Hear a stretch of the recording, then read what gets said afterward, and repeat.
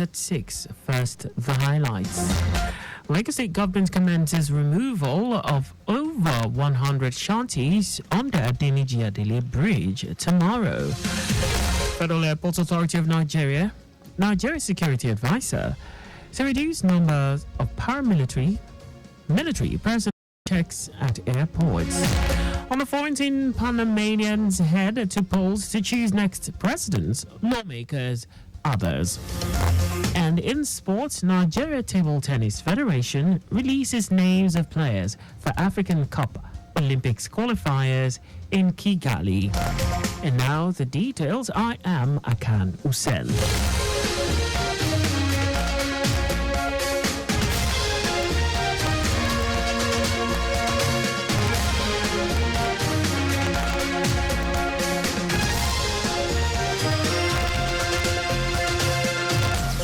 The Lagos State government has promised to remove over 100 shanties housing several people at Adeniji Underbridge from tomorrow. Commissioner for the Environment and Water Resources, Tokunbo Wahab, said this during an interview with newsmen and noted that the removal is coming after the expiration of a 48-hour removal notice served on all occupants of the shanties to move with their belongings.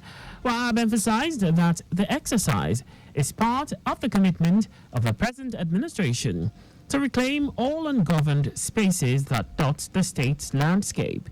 He said apart from the unsanitary conditions of residents in the shanties, it also serves as hiding places for criminals and points for peddling hard drugs and substances, which is injurious to the well-being of law-abiding residents.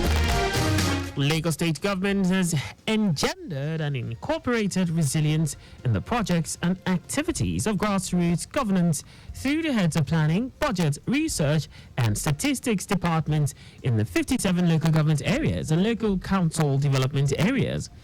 Commissioner for Economic Planning and Budget, Okwe George, said sensitization of middle-level officers in the Lagos State Public Service was conducted to strengthen resilience in the state and transform challenges into opportunities, thereby ensuring prudent use of government resources. George said the ministry has also mainstreamed resilience thinking among junior and senior secondary school students in Lagos State public schools across the 6 educational districts with the theme Nurturing Resilience Thinking in Students of Public Secondary Schools.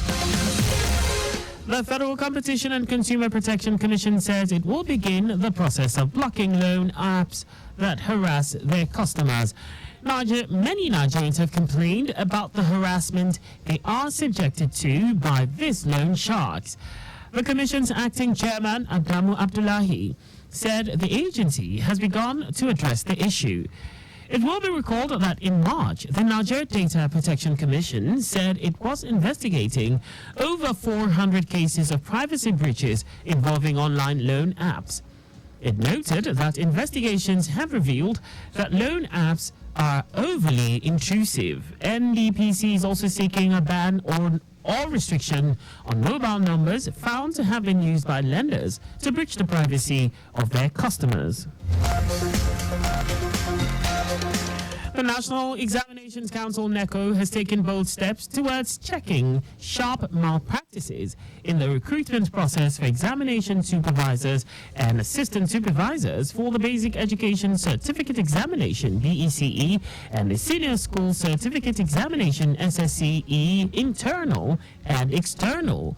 Director, Information and Digital Communication Aziz Sani said the digitalization is to check sharp practices in the recruitment process and to enhance efficiency and effective service delivery. Sani said the digitalization has come to stay as it has completely taken over from the manual. The council called uninterested qualified teachers with NCE, degree certificate, master's degree, PhD, and professors whom it said are eligible to apply as supervisors and assistant supervisors for BECE or SSC internal or external. It will be recalled that before the digitalization system, recruitment of supervisors and assistant supervisors was done manually by the council, which was characterized with a lot of fraud. And now to the rest of the stories. The Federal Airports Authority of Nigeria, FAN, and the Office of the National Security Advisor have agreed to reduce the numbers of military and paramilitary personnel at the country's international airports who inspect passengers' belongings. Managing Director of FAN, Olubunmi Kuku, who said the practice is worrisome, stressed that both agencies have agreed to carry out short and long-term measures to address multiple checks by security operatives. According to her, plans are underway to ensure security personnel uses the closed-circuit television in various coordination rooms to monitor passengers' luggages. The Nigerian Air Force NAF says the air component of Operations Hadinkai and Royal Punch in the northeast and north central killed several terrorists in airstrikes in Borno and Niger. Director, Public Relations and Information Edward Gapquet said the air components had continued to obliterate terrorists and destroy their structures, equipment, and mobility, thereby limiting their ability to attack ground troops and innocent Nigerians at will. In the northeast, Gapquet said the air interdiction was on May 3 authorized and conducted over Chinene, a location tucked inside the Mandara mountain. Terrorists have been observed to be emanating from various locations and assembling ostensibly for a meeting. According to him, 7 gun trucks were also observed packed under trees within the same location. Gapquet said the aircraft bombarded the assembly area and tree coverings and destroyed their weapons and mobility. The Chartered Institute of Taxation of Nigeria, CITN, has expressed confidence in the country's ability to produce tax professionals in the future, saying that a consistent inflow of tax revenue will yield developments.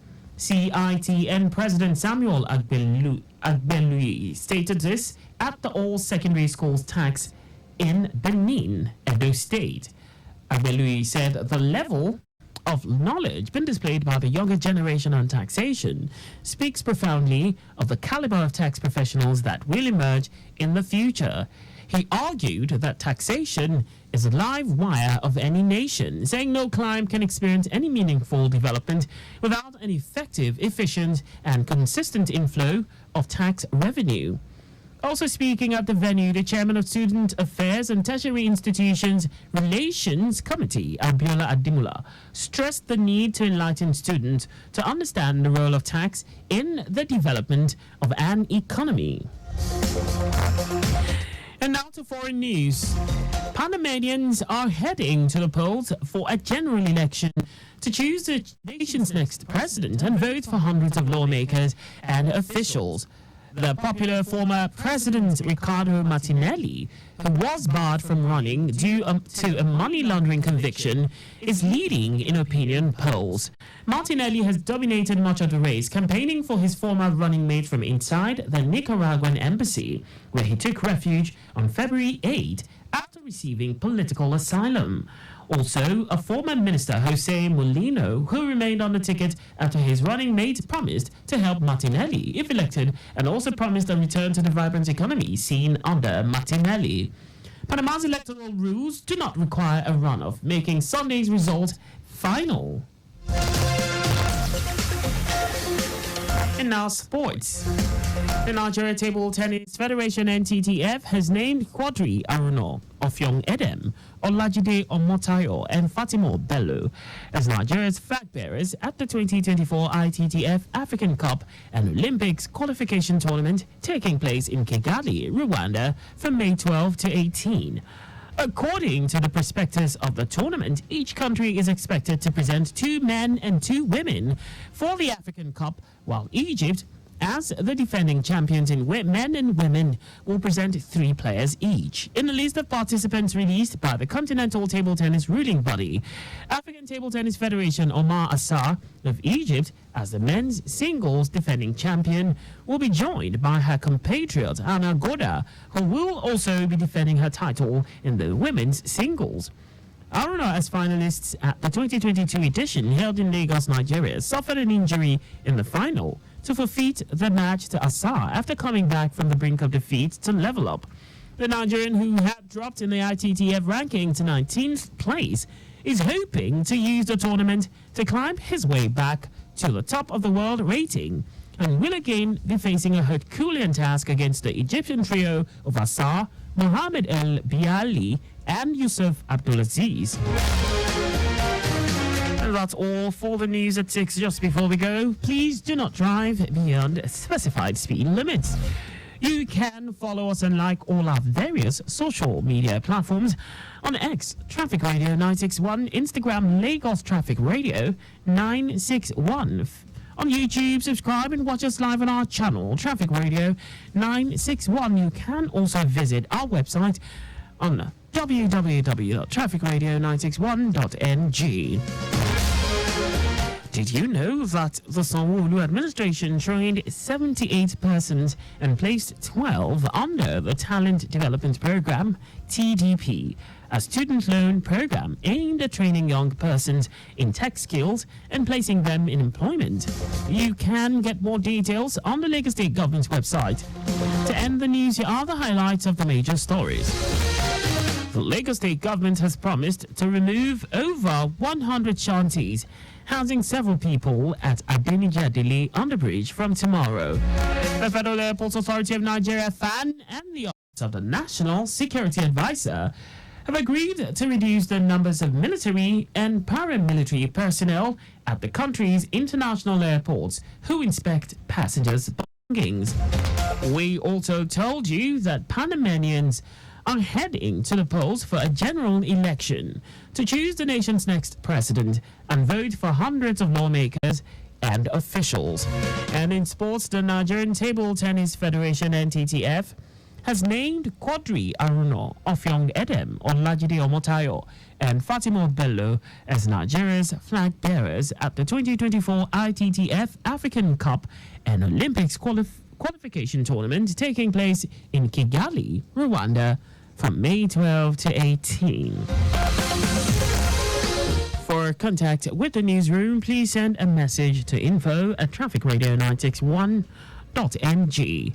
And that ends the news broadcast compiled by Zainab Adebeshing. I am Akan Usen.